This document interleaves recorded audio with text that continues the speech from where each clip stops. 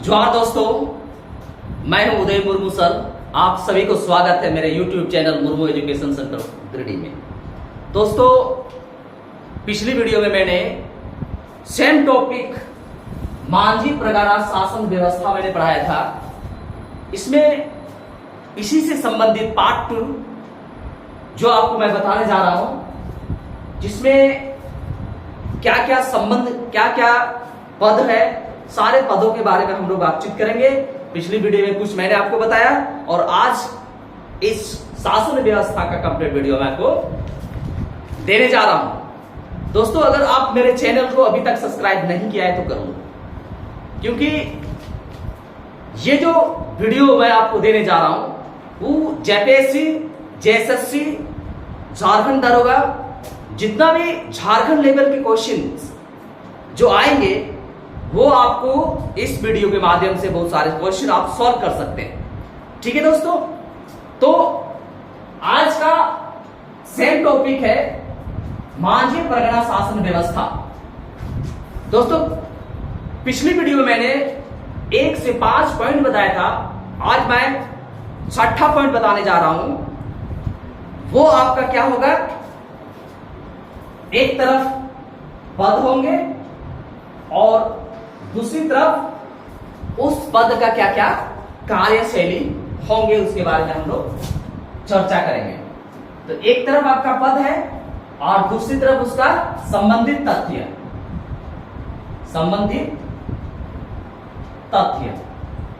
ठीक है। तो संबंधित तथ्य, तो 6 स्टेप, मैं 6 स्टेप में आपको मैं बताने जा रहा हूं। यह है आपका परगणित। क्या है ये? परगणित, ठीक है, परगणित। तो ये परगणित जो है वो क्या है, कहां से बनती है और क्या क्या कार्यशैली इनके अंदर है। ठीक है दोस्तों, तो समझते हैं कि परगणित जो है ये 15 से 20 गांव, ठीक है, परगणित जो है ये 15 से 20 गांव को मिला दिया जाता है। गांव को मिलाकर, ठीक है, एक परगना को नियुक्त करता है, परगना को निर्माण करता है। 15 से 20 गांव का जो एक समुदाय होता है, एक टीम होती है, और उस टीम के द्वारा क्या निर्माण करता है, परगना को निर्माण करता है। क्या करता है? परगना का निर्माण होता है,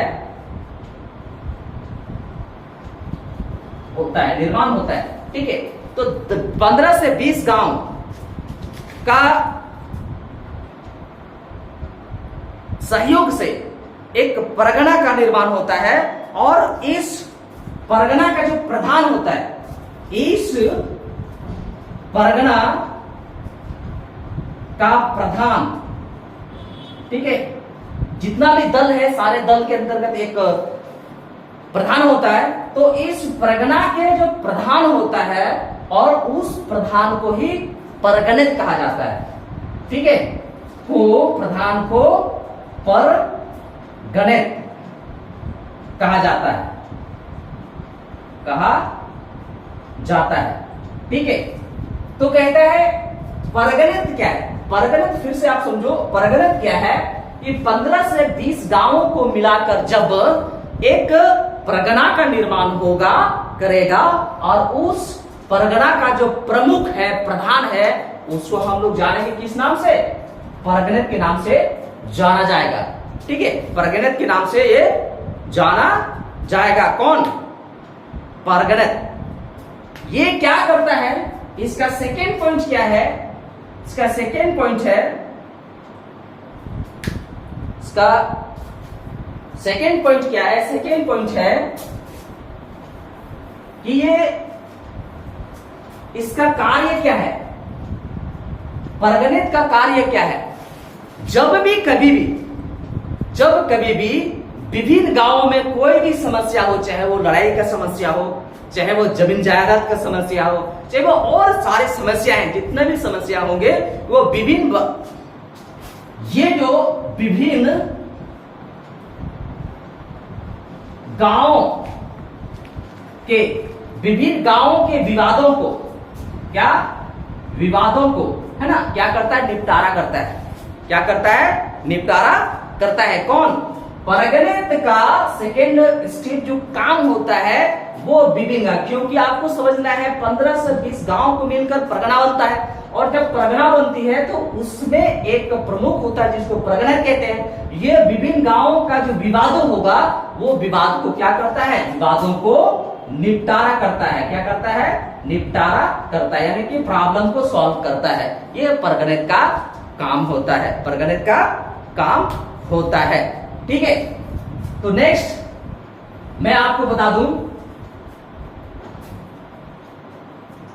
नेक्स्ट 7 में जो पद उनको मिलेगा वह देश मांझी या मोड़े मांझी। ठीक है, क्या होगा, यह होगा देश मांझी, मांझी, या तो इसको मोड़े मांझी भी कहते हैं, मोड़े मांझी। ठीक है, संथाल में इसको मोड़ेहर कहते हैं, संथाल में इसको मोड़ेहर कहते हैं। तो 7 स्टेप में देश मांझी या तो मोड़े मांझी का पद दिया गया है। इस पद के अंतर्गत क्या काम होती है, ये परगणित को सहायता करता है। ये जो है देश मांझी या मोड़े मांझी, देश मांझी या मोड़े मांझी जो होंगे किसको सहायता करेगा, ये परगणित को सहायता करता है। किसको, परगणित को सहायता करते हैं, परगणित का ये सहायक है, परगणित को सहायता करता है, सहायता करता है। ठीक है, क्योंकि ये देश मांझी जो है परगणित से छोटा है। कारण क्या है कि ये जो परगणित है, ये जो देश मांझी है, वो देश मांझी 5 से 10 गांवों को मिलाकर बनाया जाता है। ठीक है, देश मांझी जो होता है, मांझी जो है 5 से 8 गांव या 10 गांवों को, ये गांवों से निर्माण किया जाता है, निर्माण किया जाता है। यानी कि ये समझना है कि देश मांझी या जो मोड़े मांझी है वो परगणित को सहायता करता है। इसलिए सहायता करता है क्योंकि परगणित बड़ा पोस्ट में है और देश मांझी उससे छोटा पोस्ट में है। पहले मैं बता दूं कि देश मांझी 5 से 10 या 8 गांवों को मिक्स करके बनाई जाती है, इसलिए वो छोटा है और वो परगणित को मदद करता है, परगणित को मदद करता है। ठीक है, नेक्स्ट कहता है जो मामला मांझी द्वारा, जो मामला पॉइंट नंबर 2 में आपको बता दूं 3 में, कि जो मामला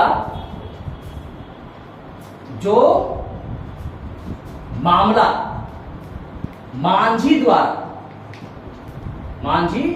द्वारा सॉल्व, यानी कि हल नहीं किया जाता है, हल नहीं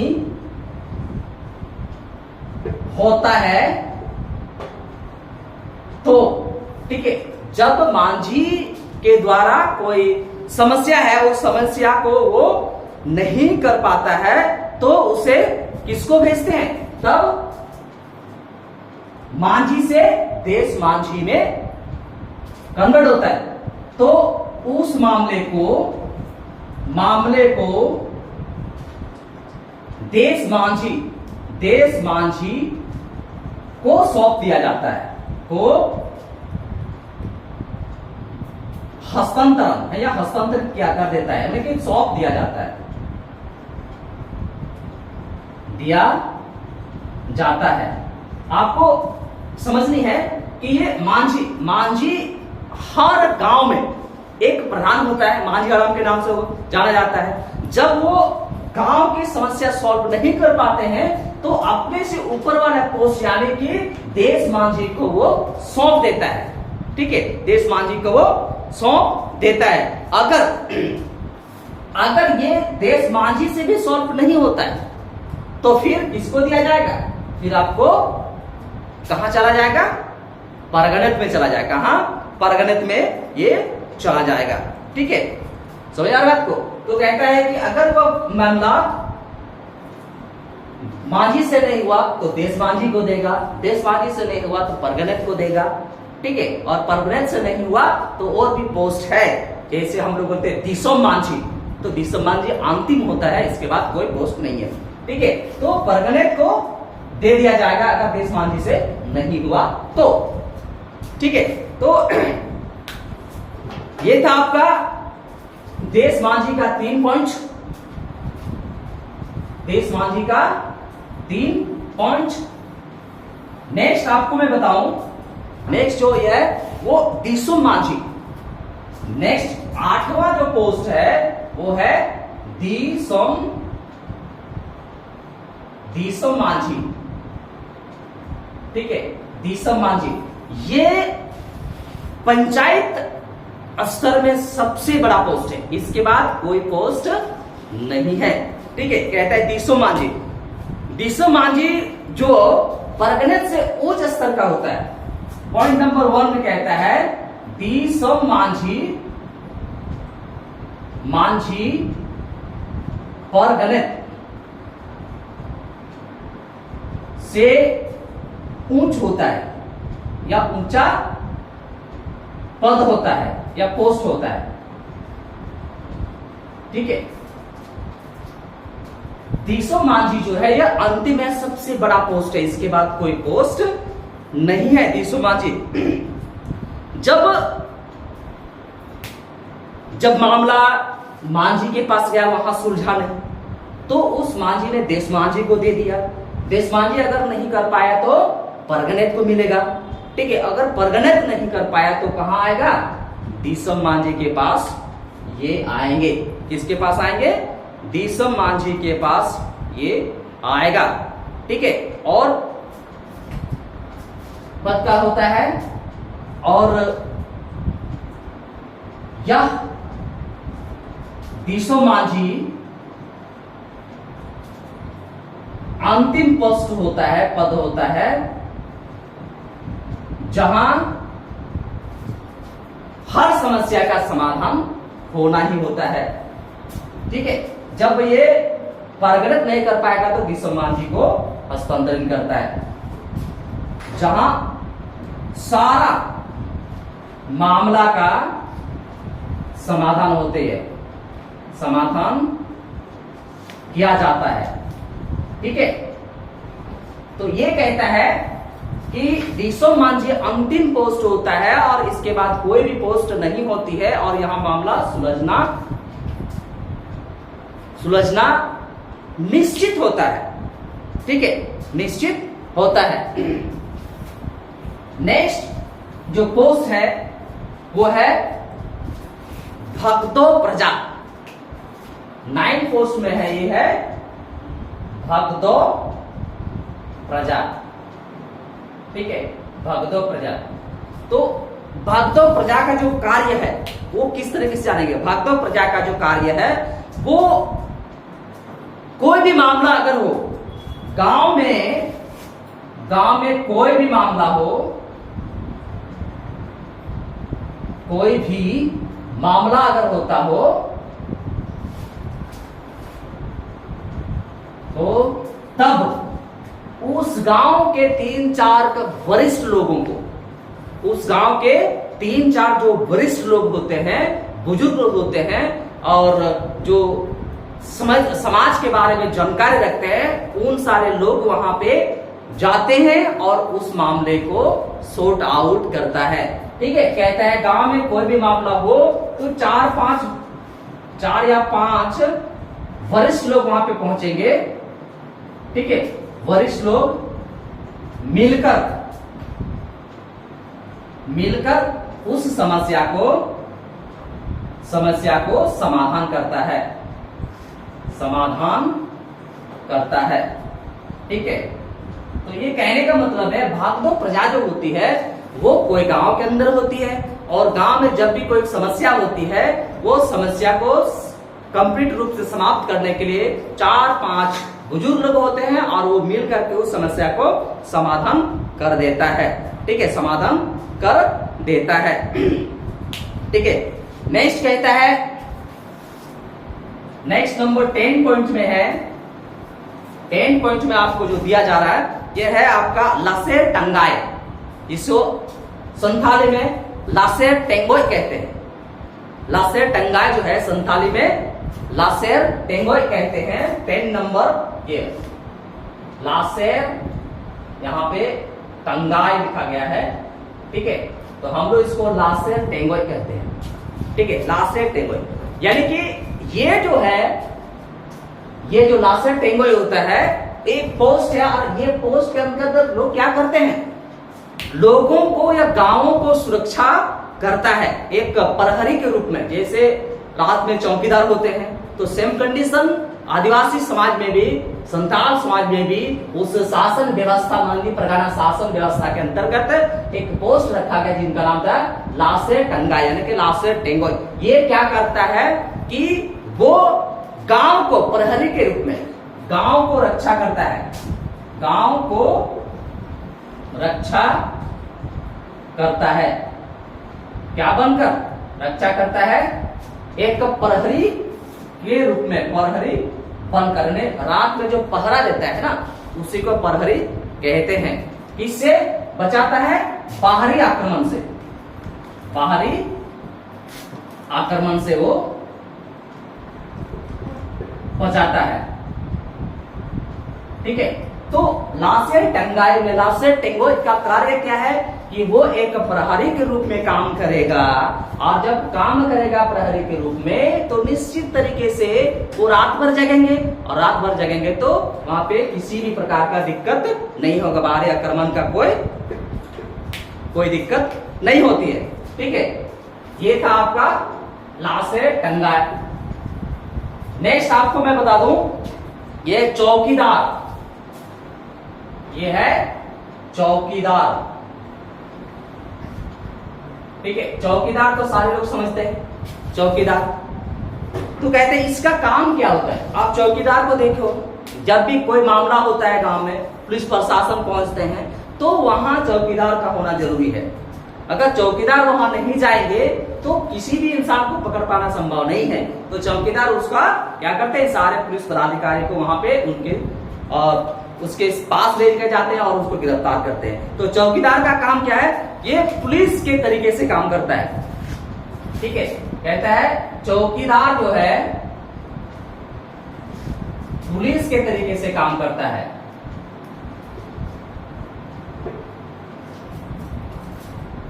तरीके से काम करता है। लेकिन एक बात इसको समझना पड़ेगा कि ये जो इंसान है, ये जो इंसान चौकीदार है, जब भी चौकीदार है, जब भी अगर वो ग्राम प्रधान, ठीक है, ग्राम प्रधान अगर उसको कुछ बोले, यानी ग्राम प्रधान कौन, मांझी हराम, अगर वो मांझी हराम उनको, मांझी हराम यानी कि इसको मांझी बोलते हैं, ये अगर चौकीदार को ये आदेश दे कि इस इंसान ने गलत किया है, इसका ये जुर्म है, तो वो उनके आदेश के अनुसार चौकीदार उस इंसान को, उस विक्टिम, उस दोषी को गिरफ्तार कर सकता है, दोषी को गिरफ्तार कर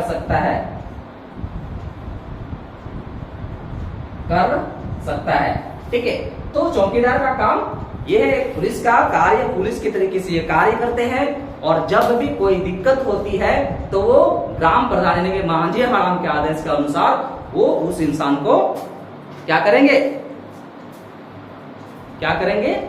गिरफ्तार करेंगे, ठीक है। ये था आपका 11वां पॉइंट। 12वां पॉइंट में मैं आपको बता दूं, ये खासकर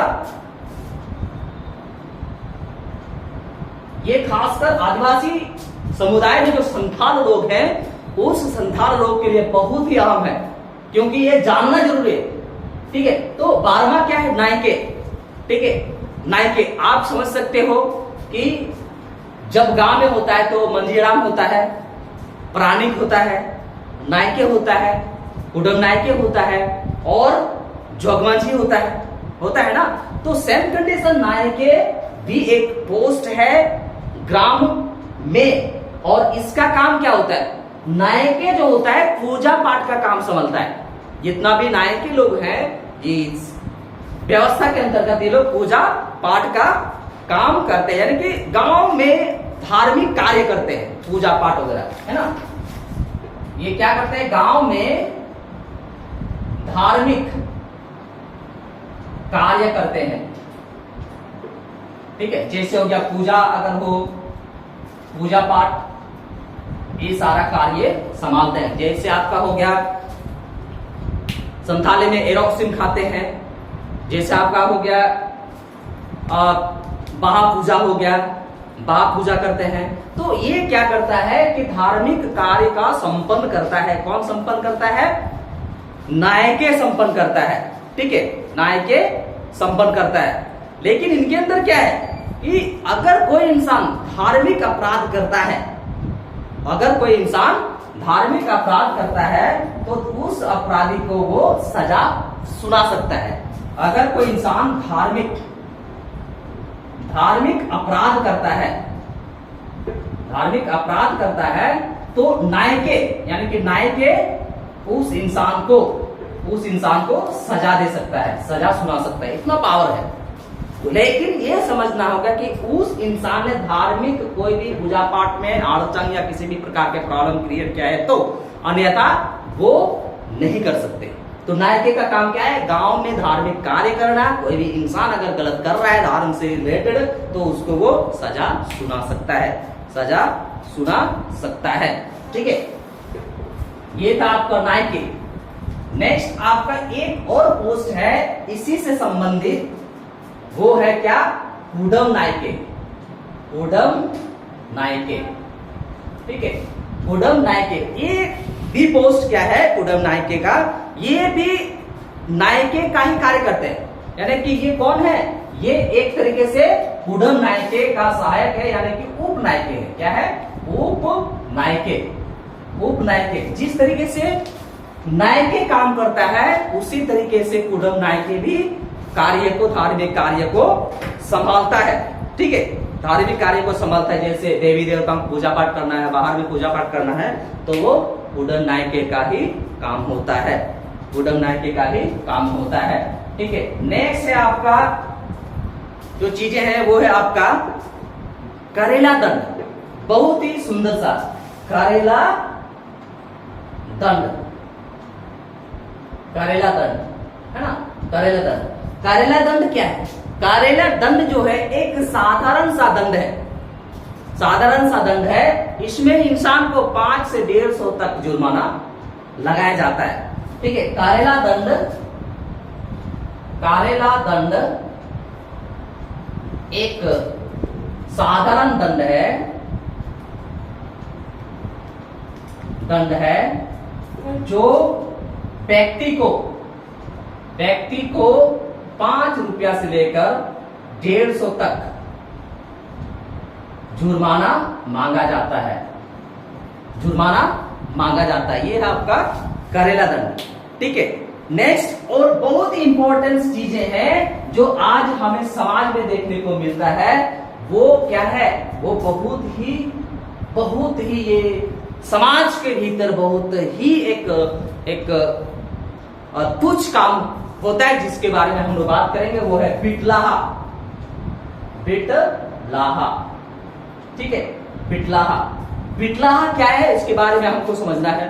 बिटलाहा, अगर कोई इंसान दूसरे इंसान को बिटलाहा कहता है तो समझो कि वो इंसान कहीं ना कहीं ऐसे अपराध किए हैं जो होना नहीं चाहिए, जो होना नहीं चाहिए। जैसे मान लिया जाए हमारे समाज में, मान लिया जाए हमारे समाज में, आदिवासी समाज में, संथाल समाज में खासकर अगर देखा जाए तो मुर्मू से शादी नहीं करता है, बेसरा से शादी नहीं करता है, ठीक है, टुडू से शादी नहीं करता है। अगर कोई इंसान टुडू में गलत यौन संबंध बनाता है, टुडू में यौन संबंध बनाता है या तो बेसरा में यौन संबंध बनाता है तो उसको हम लोग बिटलाहा कहते हैं, उसको बिटलाहा कहते हैं। जब कोई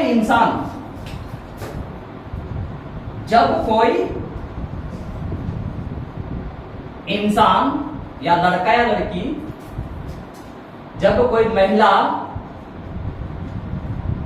या पुरुष एवं लड़का या लड़की अपने ही जाति, अपने ही बिरादरी से यौन संबंध बनाते हैं, ठीक है, अपने ही बिरादरी से यौन संबंध बनाते हैं, उसे बिटलाहा कहा जाता है, उसे बिटलाहा कहा जाता है। यानी कि बेसरा बेसरा, मुर्मो या टूडू में अगर ऐसा काम होती है, संबंध बनाता है तो उसको बिटलाहा कहते हैं। और इसका सजा, आप सुने, सजा बहुत खतरनाक सजा है। बिटलाहा अगर कोई इंसान कहता है तो उसको गांव से हमेशा के लिए हटा दिया जाता है, भगा दिया जाता है, ठीक है। तो इसका बिटलाहा का काम जो होता है वो घिनौना काम होता है, जो लोगों को समाज के भीतर एक गंदगी के रूप में देखा जाता है, ठीक है। पहला कार्य उनका ये है, ये जो गलत काम है। दूसरा है कि अगर कोई इंसान बिटलाहा का काम करता है, बिटलाहा तरीके से काम करता है, तो उसको गांव से हमेशा के लिए बाहर कर दिया जाता है, उसको गांव से बाहर कर दिया जाता है, ठीक है। अगर कोई ऐसा काम करता है तो उसको गांव से बाहर कर दिया जाता है। लेकिन एक ऑप्शन उनके लिए दिया गया है, ठीक है, एक ऑप्शन उनके लिए दिया गया है। मेरे पास तो आज तक हमको अपने समाज में देखने को नहीं मिला है, लेकिन जब हम लोग किताबें पढ़ते हैं तो कुछ न कुछ देखने को मिलता है। इसमें कहा गया है अगर कोई इंसान बिटलाहा है, ऐसी कार्य किया है, और अगर अपने सजा को समाप्त करने के लिए वो अगर पूरा गांव को एक भोज देता है, यानी कि एक पार्टी देता है, तो उसे सजा से मुक्त किया जाता है। लेकिन आज तक हमको देखने को नहीं मिला है, इसलिए मैं इस पॉइंट के लिए मैं श्योर नहीं हूं। एक बुक्स में दिया गया जाता है, इसलिए मैं इस चीज को बता रहा हूं, लेकिन इस पॉइंट में मैं श्योर नहीं। अगर कोई इंसान, कोई इंसान या आदमी इस तरह का कार्य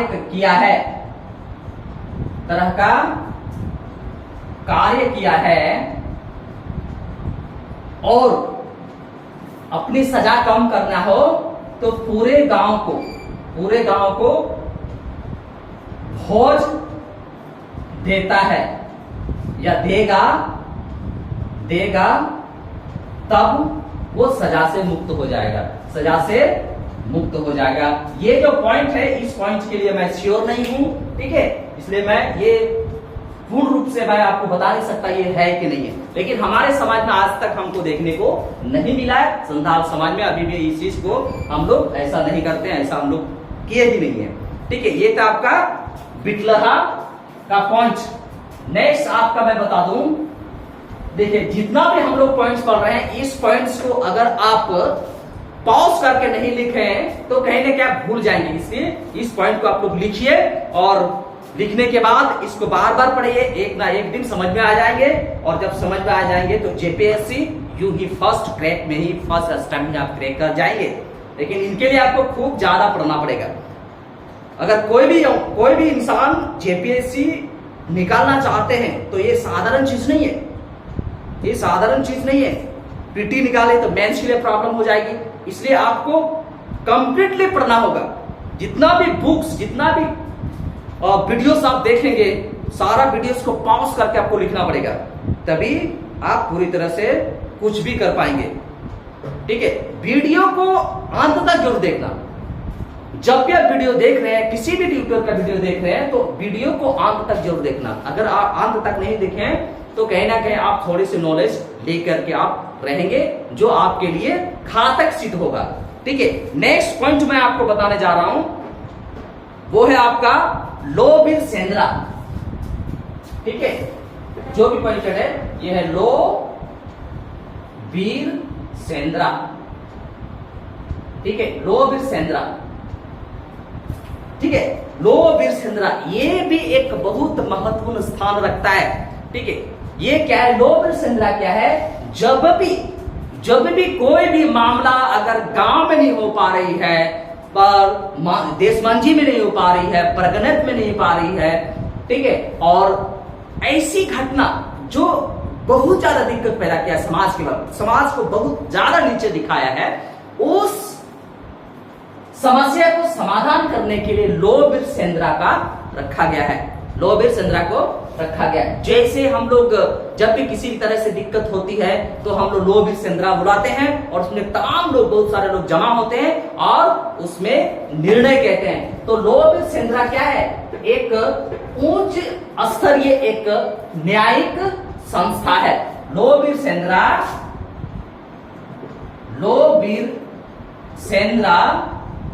एक उच्च स्तर का न्यायिक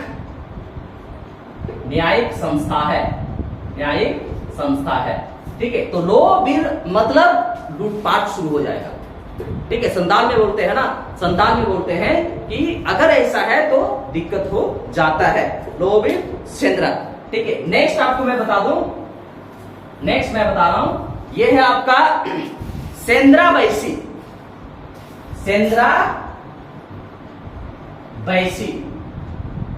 ठीक है, सेंद्रा बैसी, इस चीज को समझना है। सेंद्रा बैसी क्या है? सेंद्रा बैसी क्या है? जब भी देखिए, जब भी हमारे समाज में अगर सेंद्रा यानी कि शिकार करना, सेंद्रा अगर जाते हैं तो उसके तरीके से जाते हैं। जैसे कि पूस में जो सेंद्रा होता है, पूस में शिकार करने लोग जाते हैं तो एक ढरवा जिसको बोलते हैं, सत्वा के पत्ता से उसको पूरा लोगों को जगाया जाता है, लोगों को जानकारी दिया जाता है और एक निश्चित समय पे, निश्चित डेट पे और सेंद्रा के लिए लोग निकलते हैं। तो ये क्या है? ये एक शिकार परिषद है। ये एक प्रकार के इस शासन में शिकार परिषद है। से ये जो सेंद्रा बैसी है, इस शासन व्यवस्था में ये क्या है? शिकार परिषद है। क्या है? शिकार परिषद। ठीक है, शिकार परिषद है। तो सेंद्रा बैसी जो होता है एक शिकार परिषद है और इस तरीके से वो पूरा ये माझी शासन व्यवस्था चलती है और इससे बाहर जाना संभव नहीं है। कोई भी अगर किसी भी प्रकार का अगर वो दिक्कत पैदा करता है समाज के अंदर, तो उसे या तो माझी के द्वारा, या तो देश माझी के द्वारा, या तो परगणत के द्वारा, या तो दिसोम माझी के द्वारा, या तो लोहबीर बैसी के द्वारा उस इंसान को सजा दिया जाएगा। तो ये था आज की टॉपिक 2, माझी परगना शासन व्यवस्था का पार्ट 2 मैंने आपको बताया, इसको देख लीजिए। ठीक है, और मेरे चैनल को सब्सक्राइब कीजिए, शेयर कीजिए, लाइक कीजिए, जिससे मैं आपको नए नए अप टू डेट मैं देता रहूंगा। धन्यवाद। जय हिंद, जय जोहार, जोहार झारखंड।